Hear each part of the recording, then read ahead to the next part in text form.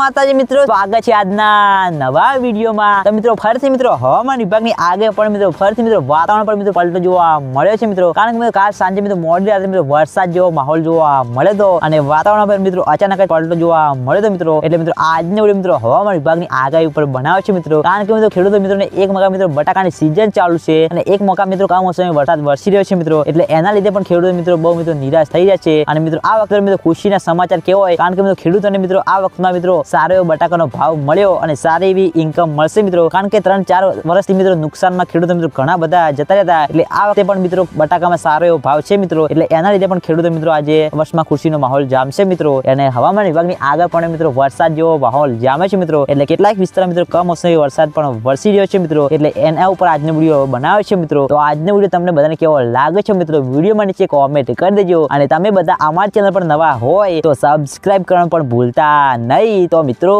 જય માતાજી।